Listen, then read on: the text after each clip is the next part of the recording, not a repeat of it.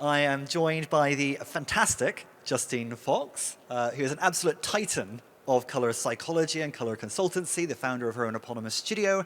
And today she's going to be discussing conscious color, the branded environment. Now, it's going to be quite an intimate format. So if at any point you want to chip in, ask a question, throw your hands up, I'll have a roving mic and I will come and find you. But for now, I'm going to hand over to Justine. Thank you. Thank you. Thank you very much. Right. How lovely to meet you all. Thank you very much for coming. My name is Justine Fox. I've been working in the colour industry now. I'm going to hang out in the colour industry for about 19 years. I've been working predominantly for brands, architects and interior designers recently. However, I do come from a trends background where I was working with manufacturers over the last 19 years. Here's a few of the projects that I was doing at the time, just to kind of give you an idea. Comex, the project at the top left here, this is part of like an 18-year-old program that I helped set up with them, and it's gone on to become the foundation of their whole kind of like marketing conversation. They're part of the PPG group and now kind of like performing as top 3 out of the group, and this project is something that's regarded highly across the world.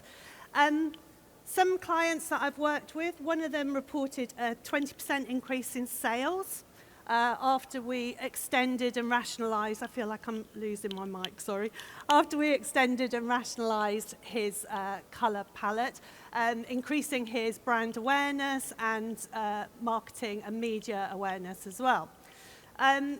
So you can see really that color has been used for like many years across product design, because they understand the value of it, the value that it has to sell. Now, moving on, we can't continue to just sell products time and time again without really thinking about what we're doing. So where I come at it now is very much from the aspect of using color beyond aesthetics. So what can we do with color that can make things more equitable, more sustainable, more accessible, give them a longer life, and how can we really make spaces work much better for people? I think this is what is really important.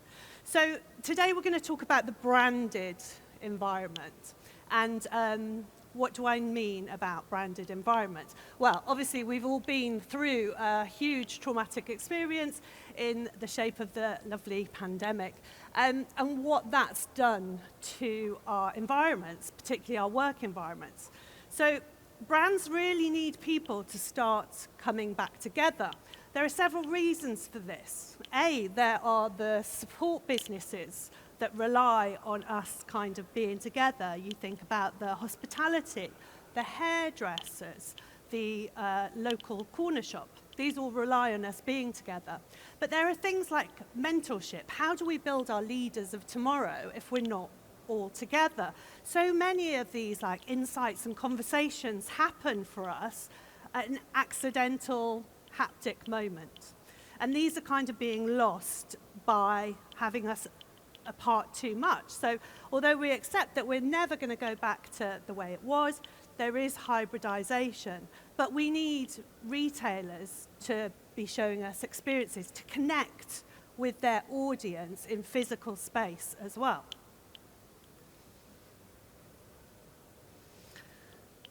When we're talking about this, we have to think, to start off with, well, what actually is color? So when I did my applied color psychology course like 23 years ago, something like that, and I paid out my money, and I was told straight away there's no such thing as color. And you know, what she's saying is absolutely right. So outside of our minds, there is no such thing as color. Color is a sensation in our minds, and it's our response to light. So light waves enter our eye, They get processed in the hypothalamus, a part of our deep part of our brain. And that also controls things like our fight or flight. It controls our body temperature, sexual desire. It's a very important part of our endocrine system. When we interact with color, it changes the way that we perceive space.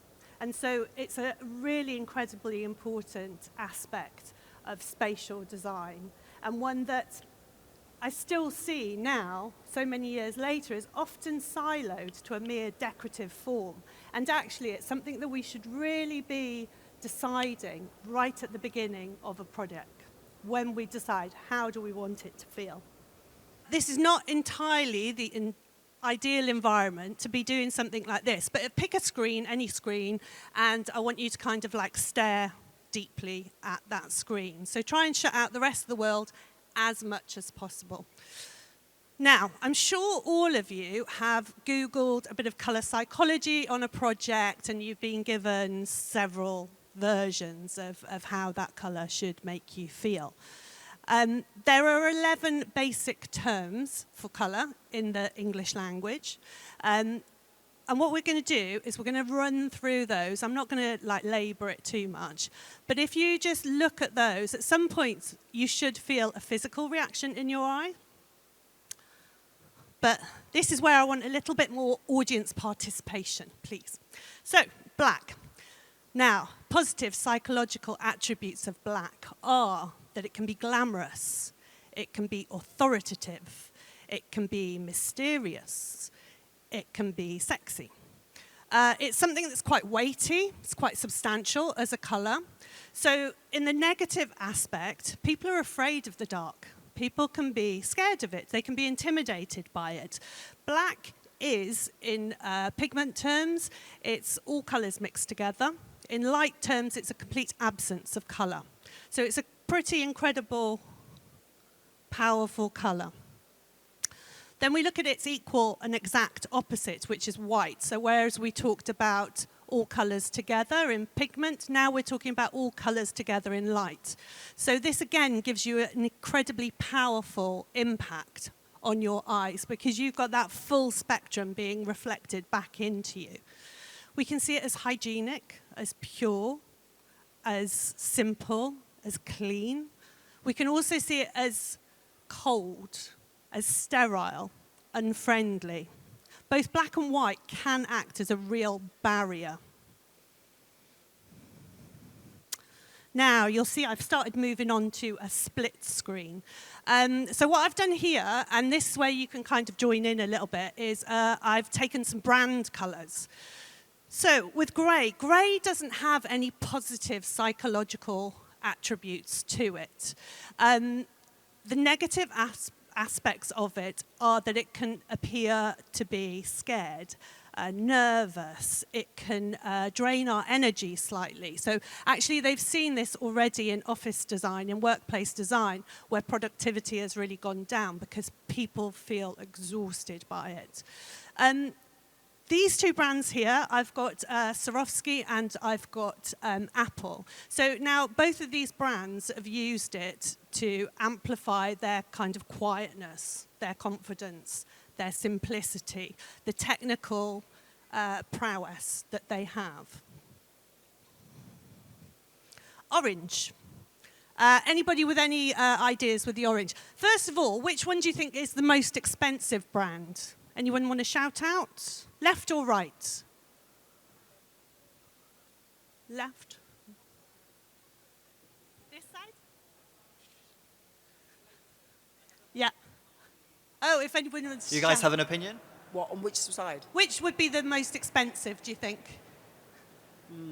The one on the left, well, my left, I would say. More expensive. Anybody else? Well, who doesn't agree? Right. I don't know why, but You the feel it? The one on the left reminds me of EasyJet. I don't know why. I don't know why. Actually, it's Fanta. So you're right. The one on the right is Hermes.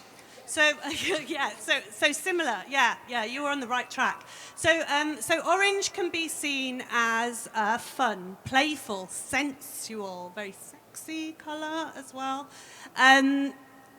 It talks about our appetite, basically. When we look at it in the negative, it can be seen as cheap. So hence the EasyJet aspect of it. That's probably what they're ramping up is their value. Or it can be seen as frivolous, not a serious colour. Moving on to yellow. Now, yellow we talk about as optimistic, as friendly, as welcoming.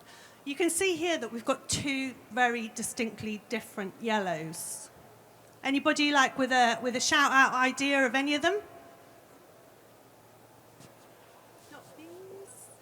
Selfridges? Yeah, no, it's similar though, isn't it? It's actually Snapchat, but it runs along that very similar line where it's taken it to more of a technical, elevated level. And then the one on the right is the old Mackie D's, the golden arches. So you can see there's a lot more warmth in it, so it's making that more homely gesture towards you. In the negative, yellow can be seen as fearful. It can be seen, we talk about it in terms of cowardice, don't we? So again, it's important how we put it together. When you put it in combination with black, for example, it talks about something dangerous. So when you're designing your schemes, you see that we use it in hazards. Things that sting you, like bees, are black and yellow. Yellow is the most visible colour out of the spectrum. Now we go to blue. Blue, 33% of the world's brands have blue as their key hero colour. It cites at the top #1 favourite colour across cultures, across ages, across sexes. It doesn't really matter. Everybody loves blue, apparently. But there are so many different types of blue. So blue talks about trustfulness. It's a colour of communication. It's reliable. In the negative, we can see it as like a little bit boring, a bit bland. We've got two very different companies here. Anybody hedge a bet at any of them? Which one? Twitter, similar. Facebook, yeah. Actually, the screen's not doing it justice. The one on the left is Tiffany. So the Tiffany blue comes originally from the gifting that brides would give to their bridesmaids in the Victorian ages. Interestingly, the first emergence of commercial trends as such, and that blue was used on their lookbooks. The one on the right is Samsung. Now, the Samsung one, you'll notice, whereas the Tiffany has a lot of green underneath it, the Samsung's got a real red base, so it gives it much more of that energy to it.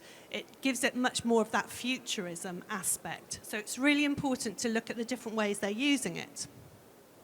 On to red. Now, red, fast and furious, strong, masculine, exciting, energetic. Again, you can see that we've got two very different iterations of this colour. Now, the one on the right, the most famous car in the world, I guess. Of course, it's Ferrari red. So you can see in this colour, we've got quite a lot of orange, got quite a lot of yellow underneath it, giving it that orange, fiery, intense feeling that it has.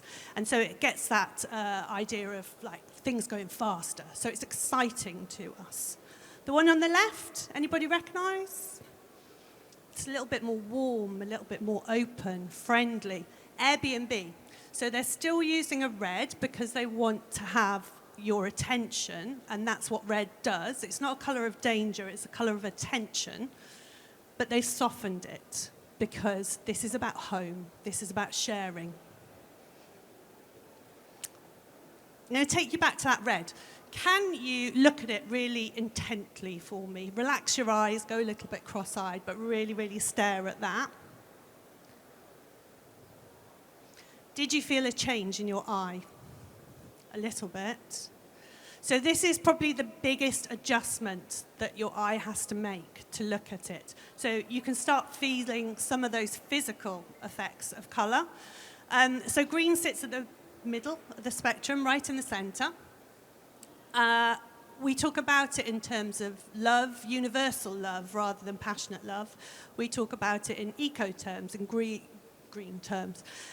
We talk about it as connecting us with nature as well. We can also talk about it, though, as being stagnant and being stayed. And again, it's how you use it and in what context. So again, two brands here, two very different brands. The one on the right, anybody hazard a guess? Oh, nice, yeah. It's not, but it's a good choice. It's Starbucks. So what Starbucks are doing here, so they've got like more chromacity in there. They're like, it's more saturated, the colour, it's darker. They're really playing on that earthiness, on that localism, which is really what Starbucks sell. Even though it's a global company, they want you to go back to their roots. So it's rooted in the ground. The one on the left is Android. So again, you can see that they've taken it much lighter, much more pastel, and so it's much more futurist and it's much more technical. Purple. Purple can be seen as mystical, magical, luxurious, was the colour of royalty because it was the most expensive colour and probably the most environmentally damaging colour going on. So they almost wiped out a whole species of shellfish in trying to get purple. That's why it was so expensive. And interestingly, the first chemical colour. Here we've got two. They do look quite similar on screen. The one on the right was challenged by Nestle in 2018 when they wanted to extend their trademark on this colour beyond a block of chocolate. Who is it? Yes, Cadbury. And they lost. They couldn't take it beyond that product.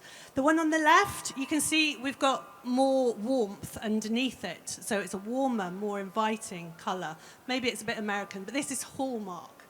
And so what they're selling you, again, is much more sentimentality rather than luxury.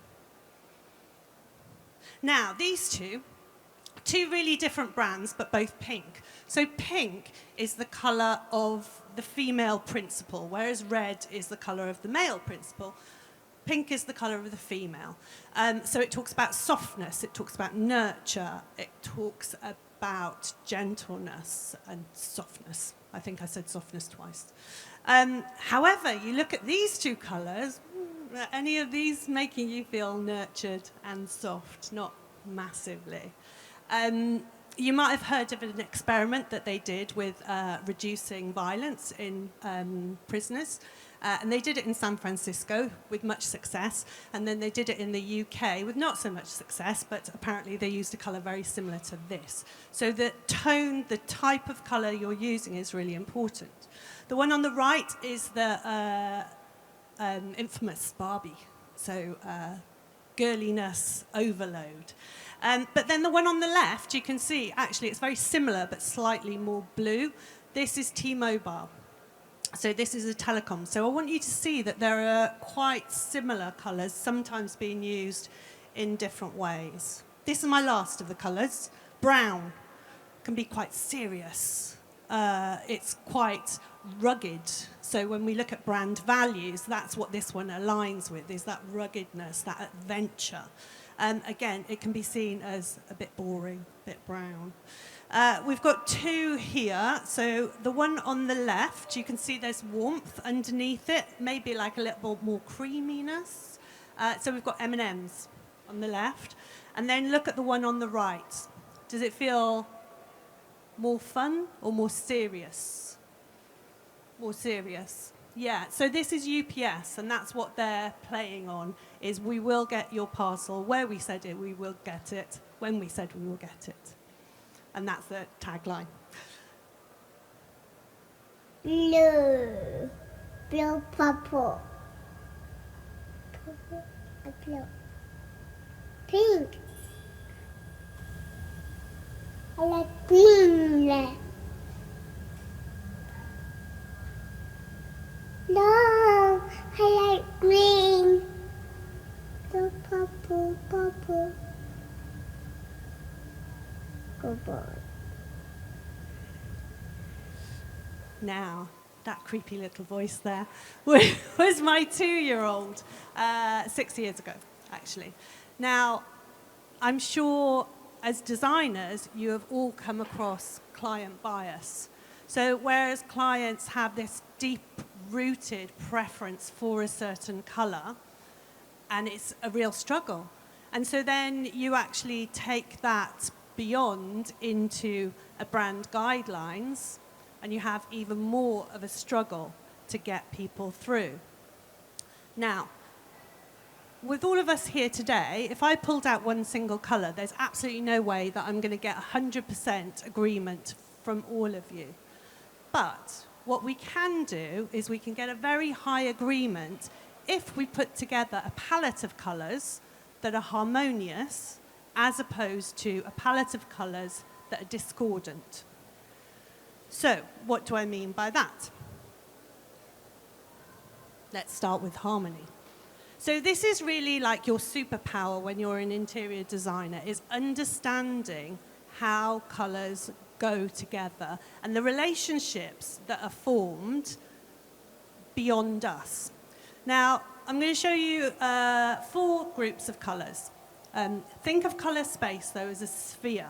So there will be areas where 2 groups will almost touch, and so there will be similarities. But something like this will give you like a really good, quick shorthand of when you're thinking about how I kind of like group colors together. The colors, these groupings as well, have similarities to personality types, and so they kind of resonate with us. Most of them you'll feel instinctively, you'll know that it's right.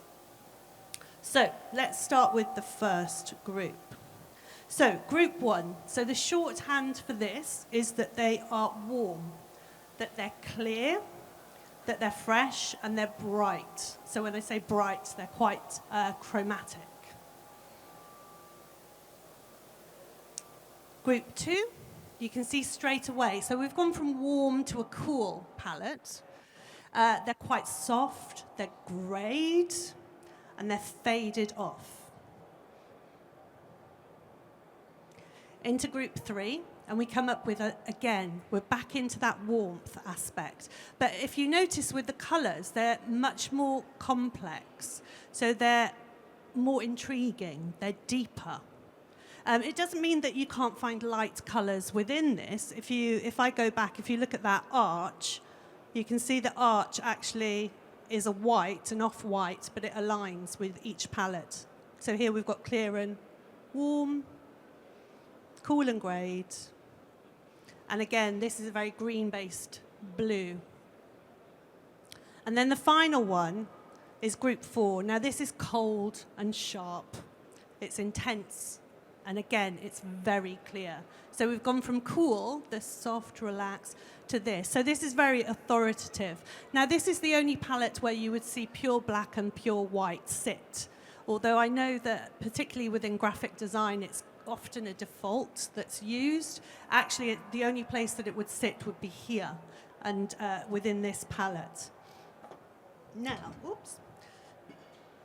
Now, I've put together like a really quick little case study for us to just like have a little look. Like how does this then transform to the branded environment? So I've had a little look at Octopus Energy. Now, I am not working with Octopus Energy. I don't work with any of their partners at all. I am a client of theirs. I do buy their product. But I thought for the purposes of this, it would be like a really interesting little exercise just to take a brand with such an intense brand palette. Because I know that this is something, particularly with interior designers, they may have a client like this who wants them to design their workspace in all of these colours. And you as interior designers, you know instinctively that's not going to be good for people, because what do we want to do? We want to bring people back in to work together. So we want to support the function of what they're doing in that space. We want to support their well-being as well. And this is quite intense. So after having a little quick look, everything I've got here is just public domain stuff. So none of it is through Octopus. Oops, let's go on. See. So this is what I've devised from their website, is that basically they've got a 3-tier colour system within their brand guidelines. So you see in the first tier, the top tier, you've got 2 really immersive deep blues. One is slightly darker than the other. The central one is probably a little bit more luminary. And then they've got this magenta, which is obviously their key icon ident as well. In the second tier, we've got this kind of visionary purple illuminating and the soft aqua. And then on the end, their white isn't actually white. So it's actually a really iced blue. So it's a very, very pale blue. So again, interesting, because often people will just default to white, but in this case, it was interesting to find that actually they hadn't. So they'd gone to that. And then the bottom tier, the one that they don't use as much, is the green and the orange. Now, when you're faced with something like this, quite often the temptation would be to just desaturate the palette. But I think what you can see when that desaturates, actually it knocks it out of alignment with the group. Because actually I think this colour palette has been put together pretty well. I don't know about you guys from seeing those 4 groups, but I would put this in group 4, but on the borders of group 1. So, you know, there are areas of group 4 that will be very group 4. They will be very cold. But then you can get to the edges and you would find something that would feel a little bit warmer. So I feel that that's kind of where these guys sit without knowing them. So rather than knock them out of group, I would start looking at their brand guidelines and their brand values. So again, this is something that I've just looked through the language, and this is always when you're trying to understand your client, if they're a brand, looking at their language is a really, really good way of going around it. So here, what I've pulled out is that they use the lines fairer, greener, smarter. So I think what you can get from that is that they're socially driven, they're purpose driven, and they're research driven. So from a tiny little UK company, they now work right across the globe. And what seems to be important to them is that they're approachable, they're accessible, they're futurist, and they're renewable. So they're looking to disrupt the market. So this is my final slide. So what I've done really quickly is I've taken their palette and I've put it into 3 different scenarios based on the function of that scenario and the colours available. So the first one I've looked at is the experience retail. So this is what we talked about, needing people to come back onto our high streets, and is that how retailers now use space on the high street? It's not necessarily their direct sales tool, but it's where they can bring people into their culture and their community. And so what's really important here, and that kind of aligns with how you design a brand identity, is that you need that instant recognition. So they need to be seen from the high street above all the noises of everybody else. So this is why I've kept their magenta in there, because that is the main factor that is identifiable as them, in combination with the mid blue, and brought a couple of the others in there to give access. So what we're not worried about here is people having to sit and do a certain task in this, because the people who work there are interacting with the customers and bringing them on the culture trail, and the customers themselves aren't going to be there all day. You'll notice that I've left the orange out of this, and that's because that's the one that I feel jars with their current palette. And if you were looking to inject that more energy, I would be suggesting more of a neon, which might be something that they have and they just can't replicate it well on the website. Now, into the middle, I've got the customer service aspect.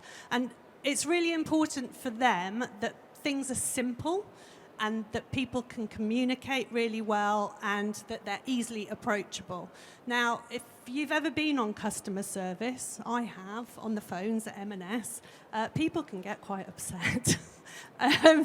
So it's a really difficult job for that person. And they may have had 4 or 5 of these people in a go.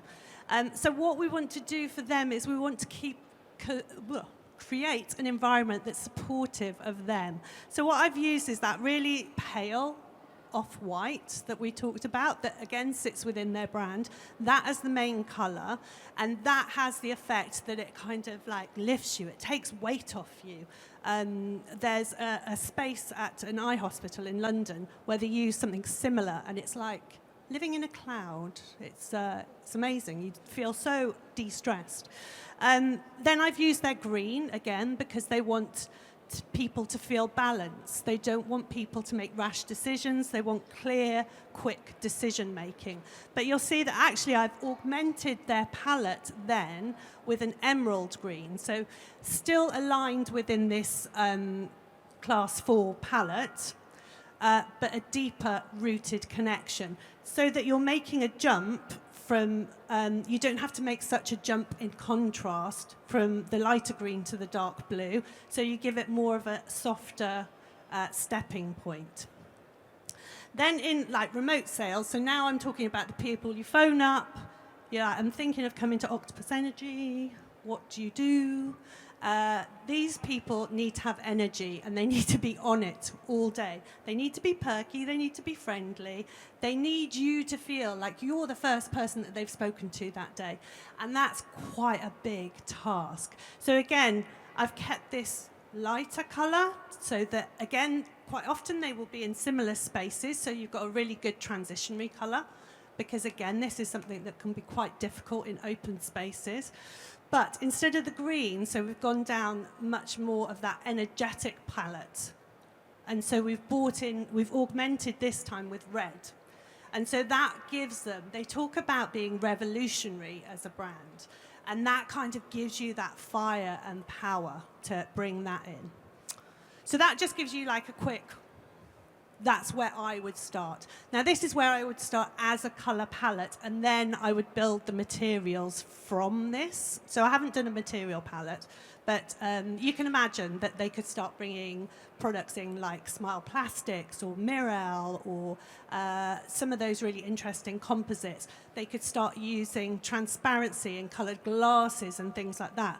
Sometimes it's a bit difficult to see from like a flat palette, but it gives you that planned, strategic direction for you then, rather than you starting with the physical materials themselves, and then you're swayed by, oh, what's this, what's that?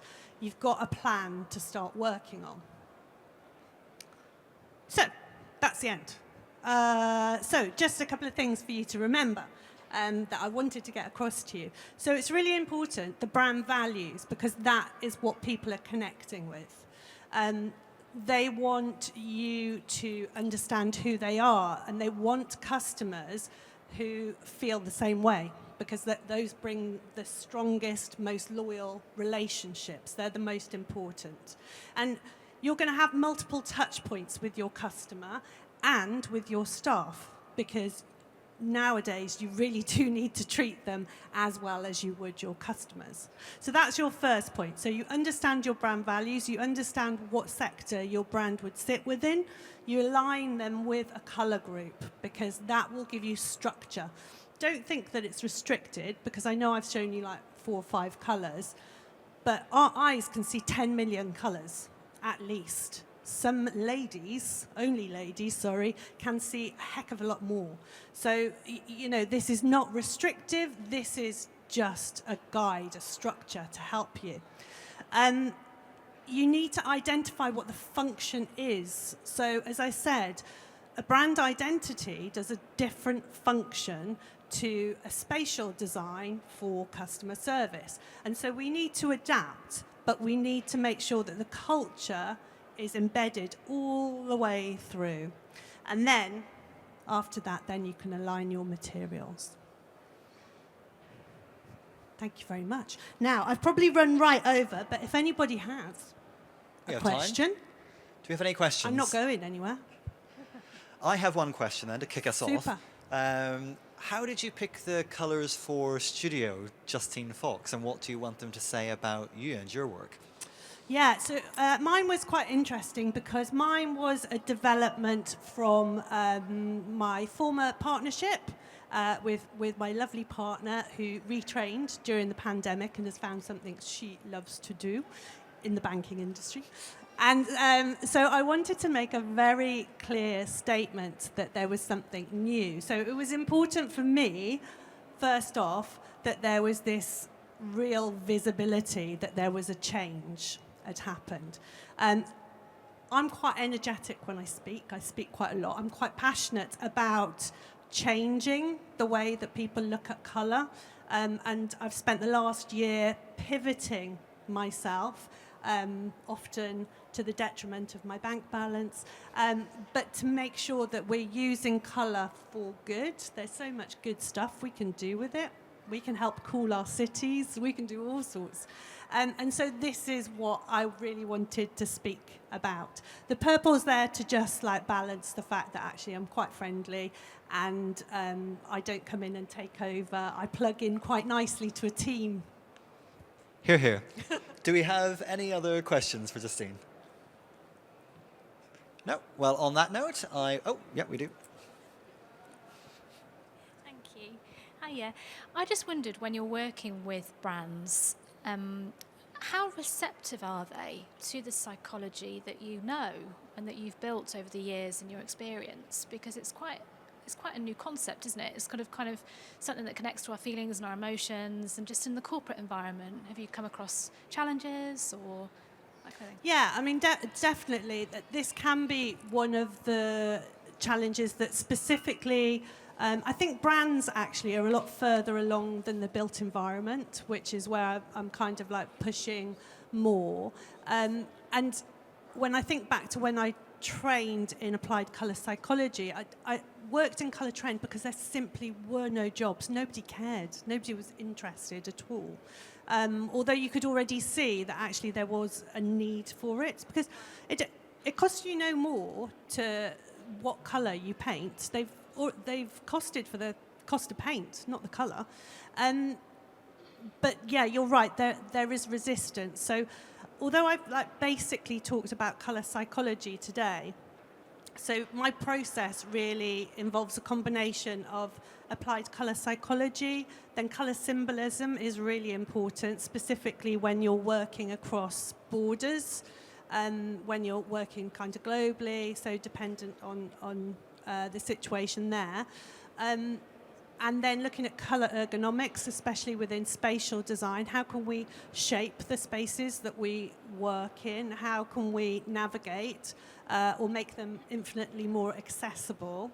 And also the insights aspect of it. So understanding what cultural shifts are happening, how are people feeling? I mean, there is plenty of evidence out there to show that the colours that we want to have around us are affected by what's happening in the world. So by major kind of economic, social, technological shifts. And really, I guess that's where the trend industry does very well, is that it gives you those little insights, so you understand that there's going to be trends where we reflect what we see out in the world, and then there are going to be trends that are our antidote, our protection to it. And so I think it is, and language has a huge amount to do with how you discuss colour with a brand, because they do, at the end of the day, they want to know the bottom line, don't they?